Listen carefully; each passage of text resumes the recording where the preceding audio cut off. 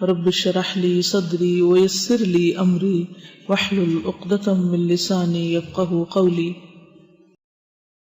کسی بھی انسان کے حوالے سے کوئی دن منانا اسلامی روایت نہیں ہے، مثلا برتھ ڈے منانا یا برسی منانا یا انہی خاص دنوں پر کوئی صدقہ خیرات کرنا، یہ سب چیزیں بعد کی پیداوار ہیں۔ صحابہ کرام ان چیزوں سے بہت آگے تھے، ان کی زندگیوں میں ایسی مصروفیات نہیں تھی، اسی وجہ سے انہوں نے بڑے بڑے کام کیے، دین کی بڑی خدمت کی۔ آج ہم میں سے اکثر لوگ وقت کی کمی کا شکایت کرتے ہیں کہ وقت نہیں ہے، تو اس کی بھی اصل وجہ کیا ہے؟ اس کی بنیادی وجہ ہمارا غیر ضروری، غیر متعلق چیزوں میں اپنا وقت لگانا ہے یا اپنا مال لگانا ہے۔ جہاں صدقہ کی ضرورت ہوتی ہے وہاں ہم صدقہ نہیں کرتے، بھوکے کو کھانا نہیں کھلاتے، یتیم کی پرورش سے جی چراتے ہیں۔ اسی طرح دین کے کام، تبلیغ کے کاموں میں خرچ کرنا تو ہمارے ذہن میں ہی نہیں ہوتا، یا اس کو تو ہم صدقہ خیرات میں شامل ہی نہیں کرتے، یا صدقہ جاریہ کے کام یا پروجیکٹ جو ہیں وہ نظر انداز کیے رکھتے ہیں، یعنی اوور آل جو امت کی حالت، اسی وجہ سے ہماری حالت دیکھنے کے قابل ہے۔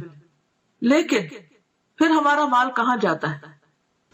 یا تو وہ شادی کی بڑی بڑی تقریبات میں صرف ہو جاتا ہے، یا پھر وہ وفات کے موقع سے متعلق بہت سے جو رسم و رواج ہم لوگوں نے عام کر رکھے ہیں ان میں خرچ ہو جاتا ہے، یا پھر اسی قسم کے نظر اور منت ہے جس کا اسلام میں کوئی بھی تصور نہیں، کوئی اس کی اوریجن نہیں، ان میں خرچ ہو جاتے ہیں۔ یہ قول ہے کہ البدعۃ تمیت السنہ، بدعت جو ہے وہ سنت کو ختم کر دیتی، سنت کی موت ہے، یعنی کوئی بھی سنت رواج نہیں پا سکتی اگر کہیں پر بدعت چھائی ہوئی ہو۔ تو یہ عام سمجھ میں آنے والی کامن سینس کی بات ہے کہ اگر آپ اپنے وقت کو یا اپنی جگہ کو یا اپنے کسی بھی کام کو غیر ضروری چیزوں سے سٹف کر دیں گے، بھر دیں گے، اور غیر متعلقہ چیزیں اس میں کرنے لگیں گے، تو جو اصل چیز ہے یا اہم کام ہے وہ نہیں ہو سکے گا۔ مثلا اگر اپنے اہم وقت میں، پرائم ٹائم میں آپ فضول باتیں کرتے رہیں، ادھر ادھر گھومتے پھرتے رہیں، تو آپ کا نماز کا وقت نکل جائے گا۔ اسی طرح اگر آپ اپنے صدقہ خیرات کو غیر ضروری چیزوں پر لگا دیں گے تو ضروری چیزوں پر خرچ کرنے کے لیے آپ کے پاس مال نہیں رہے گا۔